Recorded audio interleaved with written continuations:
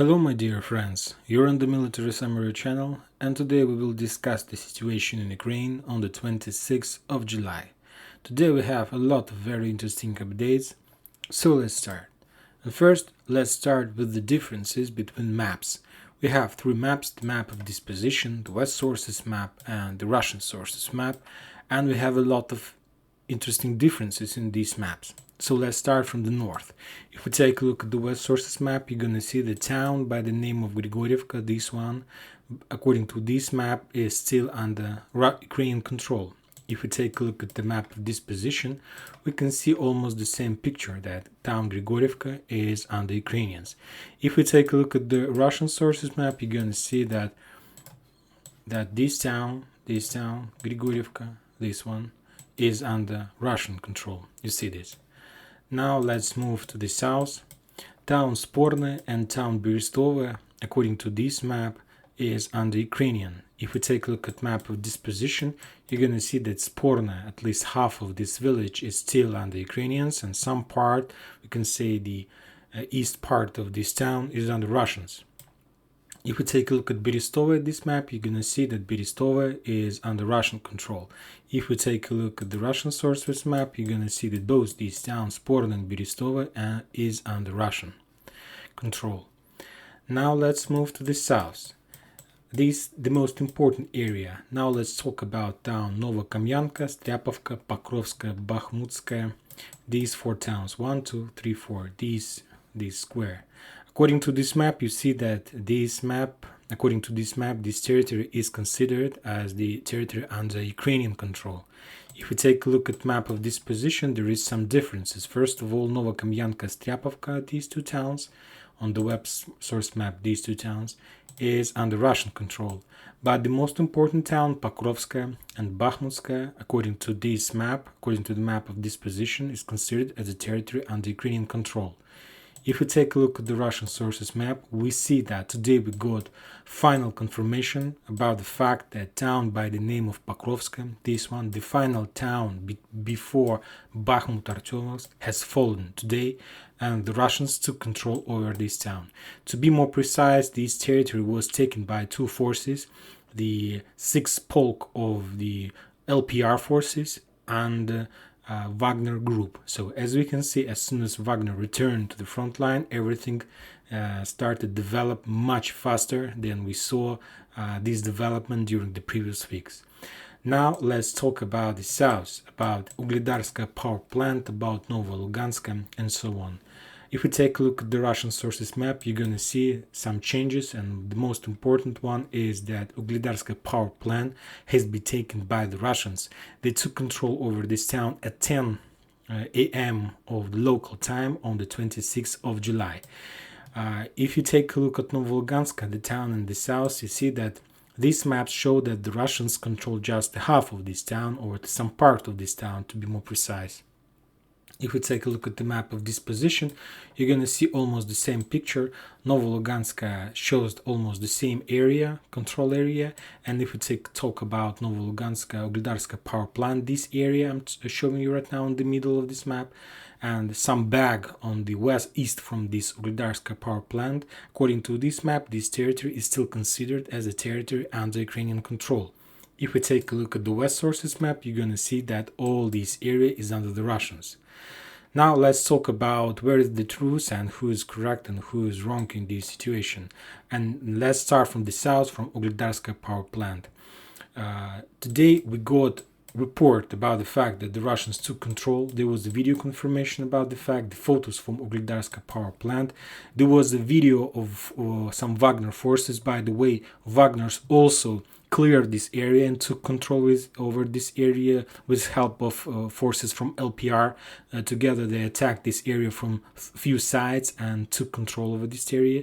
If we're talking about the Ukrainians, we remember that 13th and 72nd Mechanized Brigade were involved in defense of this area, and the right sector forces as the anti-retreat forces who was located on the west side from this bridgehead, we can say.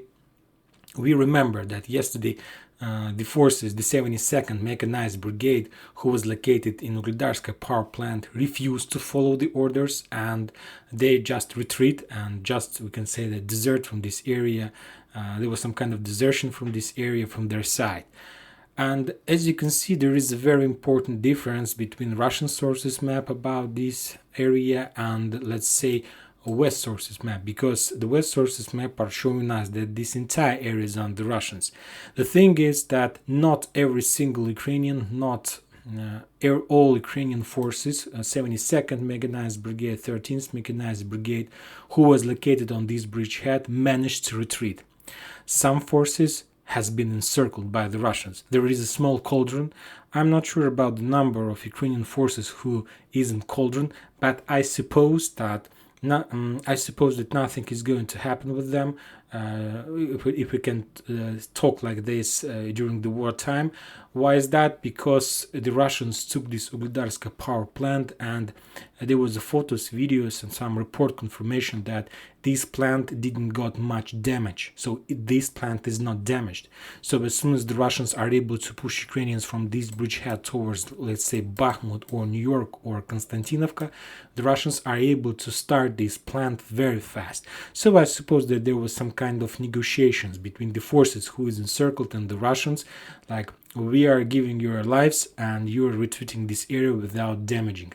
It's not, we won't be able to check this information anyway, but I suppose that because of the fact that this plant is safe, not damaged, I suppose that there might be some kind of negotiations between these two forces.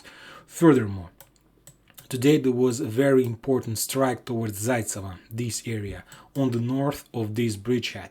And this strike was included into the Russian Ministry of Defense report, and according to this report, the Russians attacked this town and destroyed 70 soldiers from 72nd Mechanized Brigade, and they destroyed some ammo depot of that forces. So as you can see, if you remember when we were talking about, let's say, Toshkovka, about Gorsk Zoltoy, we were talking about Toshkovka as the focal point in this bridge, in this operation.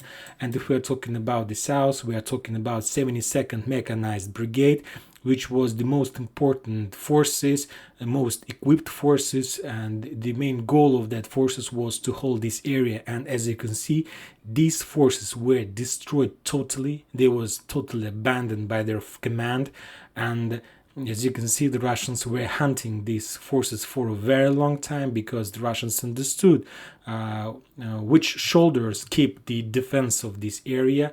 And by that attack in Zaitsevo, they finished the story of the south of Bakhmut, let's say, encirclement operation, because the 72nd Brigade was totally destroyed and they left their position, as far as I understand, totally. And some forces are still encircled in this area, so let's see and follow this situation as well for better understanding of this picture. I'll remind you one more time that this area was taken by the Wagner forces and some forces from LPR. Another important update came today from Pokrovska, and we got a lot of confirmation from the Russian sources that they took Pokrovska. As you can see, if we take a look at the West sources map, this is the town. There is some icons showing that there was some heavy clashes, and if we try to calculate the distance between Bakhmut or Artyomovsk and Pokrovska, it's just 7 kilometers of just irregular fields, and Bakhmut is on the lowlands, so we can say that the forces, the Russians who established control over Bakhmut now, are able to fix the Ukrainians in this area easily. And so we'll follow this situation as well. Furthermore, the Russians now are able to cut this road, this one road that connects Bakhmut and Bakhmutska, and now they can easily attack from direction of Pokrovsk towards Bakhmutska, this area. So I have updated the map already, just for better understanding of the situation. This is the current borders of of territory that is under Russian control. This one, Grigorievka under Russian, Sporno, Berestova, and Novokamyanka, Pokrovska. So the Russians have their position in this area, and now they are able to fix the Ukrainians and to establish control over this road, and now they are able to move towards Ugledar and take Ugledar block by block. And we understand that in this operation the Wagner forces is also going to be involved, so I suppose that this professional can clear Ugledar very soon and very fast. Now let's move and talk a little bit more about the report of Ministry of Defense of Russian Federation. Today they gave another important update about the Foreign Legion.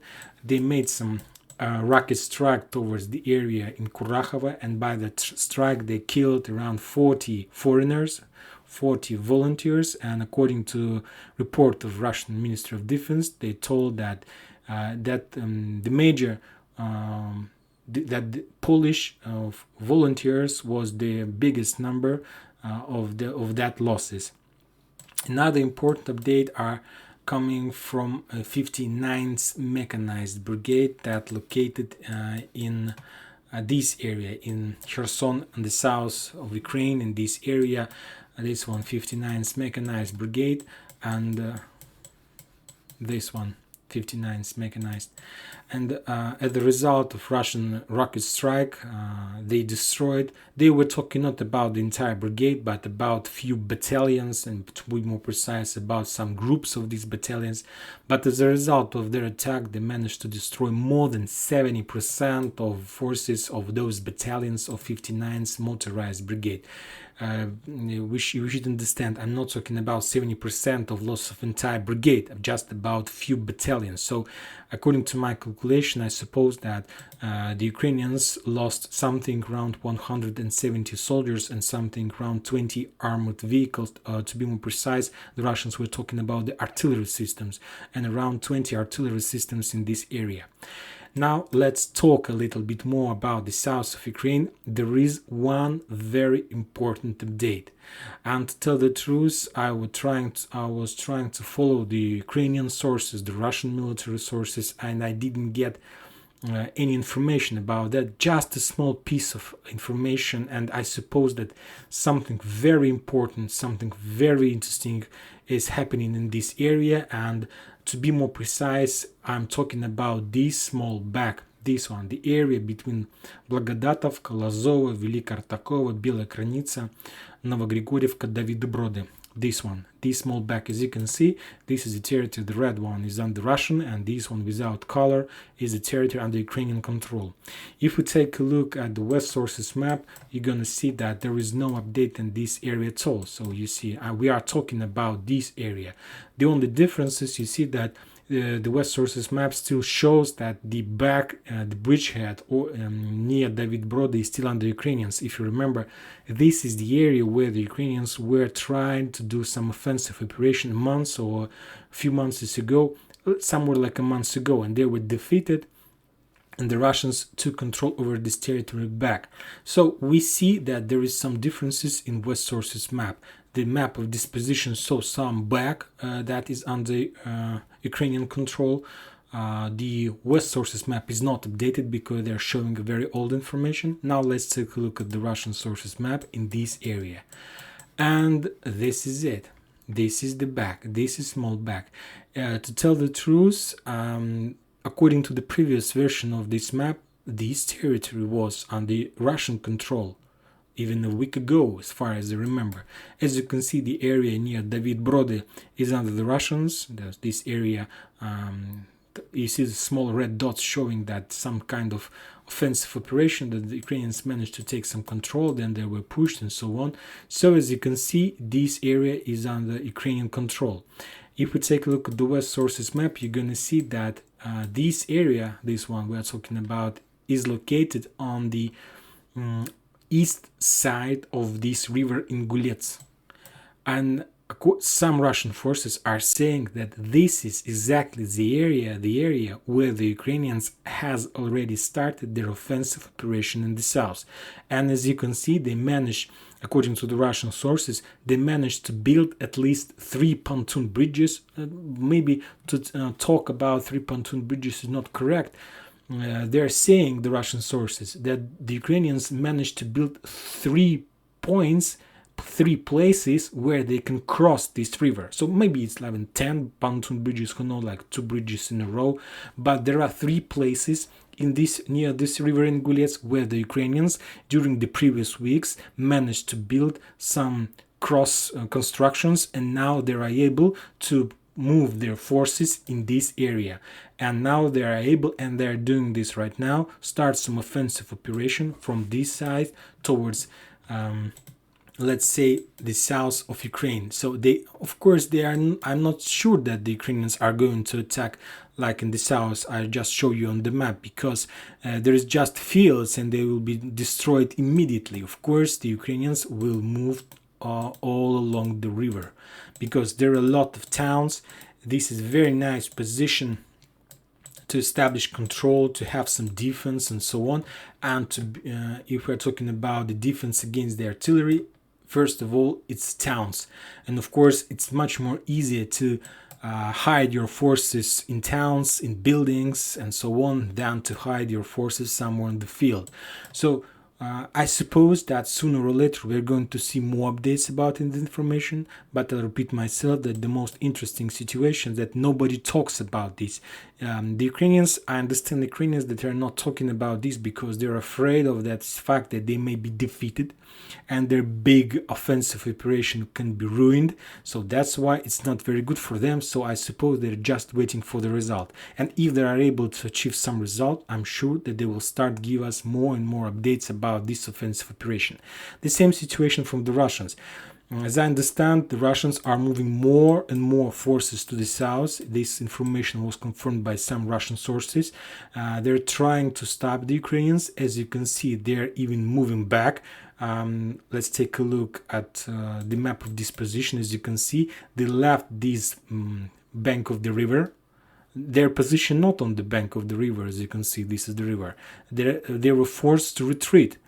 And as you can see, this area, exactly this area, is under protection of this 59th Motorized Brigade. And the Russians are concentrated on this brigade heavily. They're trying to hunt and to reduce this brigade as much as possible, because this is exactly the brigade who is involved in the offensive operation on the south. Furthermore, if we're talking about the forces who is involved in this offensive operation, also 35th Marine Corps Brigade is involved, and the Russians are also trying to reduce these forces as well. And I suppose and I understand that soon, if the Ukrainians are able to establish some bridgehead on this side of the river, and they're doing this right now without counting their losses, they will start their offensive operation from Kryvyi Rog, from this town, using this 16th Motorized Brigade. If you remember, this brigade was reinforced heavily, and they brought a lot of Enlau system, anti-tank system, and so on. Also, we know that there are a lot of HIMARS in this area, so I suppose that, and furthermore, there was a very heavy clashes around Vysokopolye. The Ukrainians announced that they encircled the Russians. The Russians told that, like a day later, that they managed to defend themselves and to collapse the Ukrainians. So I suppose that soon we're going to see some kind of help offensive operation from the north using this 16th Motorized Brigade. And the Ukrainians are planning to involve more and more forces in this south operation. I suppose that very soon we're going to get more updates, and I will keep you in touch about this situation. Now let's move one more time to our Donbas Arc operation, and let's talk one more time about our Pokrovska. As you can see, according to this map, the Russians reached the Bakhmut. the south, the Zaitseva, we talked that the Russians attacked 72nd Mechanized Brigade and 70 soldiers were killed, and this 72nd Mechanized Brigade left this town as well. They left Ugledarsk power plant, they left Zaitseva, so I suppose that very soon, maybe by the end of this week, the Russians will take control over Zaitseva and they will get this T0513 road and they will be able to cut this road. And as soon as they do this, they will do everything we discussed yesterday. They will try to establish control of the Russians all over the south. And by taking Pokrovska, there are very heavy clashes in Bakhmutskaya. And the Russians, of course, with these actions, their main goal to cut this road and to split this area into parts. The forces who is located in Seversk and the forces who is located in Bakhmut, to cut them and to increase their reinforcement shoulder, because now if the Russians are able to take control over Soledar, the Ukrainians won't be able to use these roads and to move from Seversk towards Bakhmut just using these roads. They will have to do a very big hook, this one. And as you can see, this hook is around 40 kilometers, and before this cutting, the shoulder was just 18 kilometers. So twice as much. It's not much, but anywhere that's a lot. Of course, that's a lot, and they won't be so mobile and so flexible. And I'm not sure that the Ukrainians from the north are going to use this hook. If this front line is going to collapse, they will be entirely moved towards this road and to try establish another defense line on the all along the MO3 road. If we're talking about the area near Slaviansk, there is no updates. The Russians are trying to clear this Sherwood forest. They are also reached this forest as well. Some sources confirm this information. So let's wait and let's see what is going to be next in this area as well. And that's it for today. Military Summary channel reminds you that we condemn any violence in Ukraine. Thank you for watching. Subscribe to my channel, put your likes, join my Patreon, and have a good day. Thank you. Bye bye.